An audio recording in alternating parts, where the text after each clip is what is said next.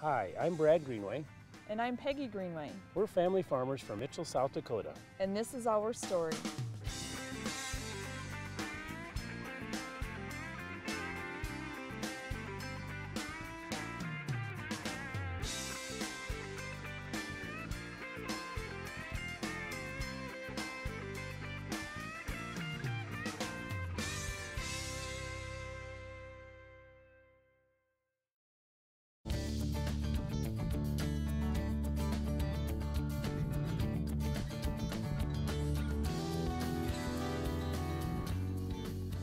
You know, one of the great things about raising livestock and pigs in particular, and my crop operation, is being able to use the nutrients that I produce in my pig operation and put it back in the ground for fertilizer for the crops.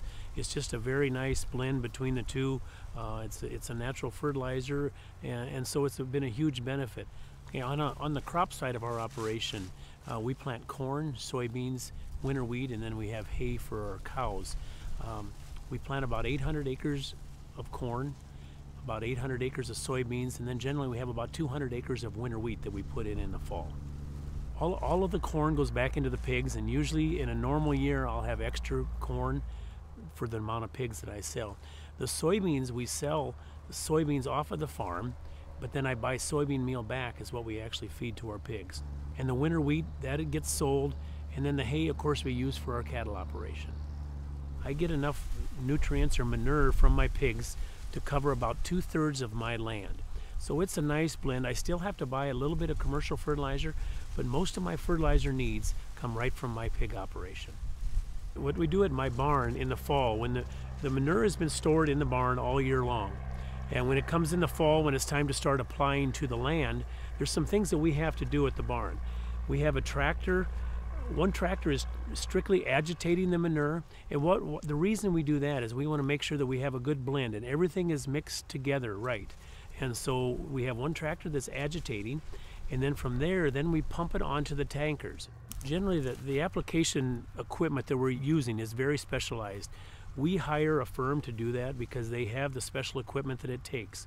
We want to know exactly when we apply to the land, how much they are applying.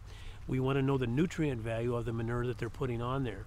The other thing that we want to do is we want to make sure that we get the nutrients in the ground.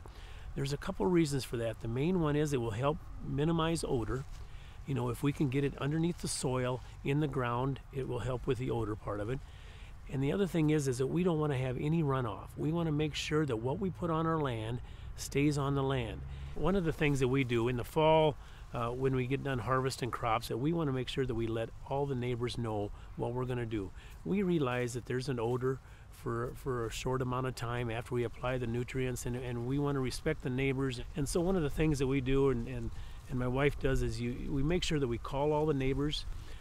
They know that it's that time of the year and we're probably going to do that, but we want to give them a courtesy call and let them know which fields we're going to apply on. Come Thanksgiving or Christmas time, we always take around a package, and we would just want to say thank you for being good neighbors and being understanding of what we're doing on our operation. And the other thing is just to answer some questions. You know, they might want to know why we're doing it or how we apply it, and so we want to be good neighbors, and the main way to do that is just keep the conversation and the lines of communication open.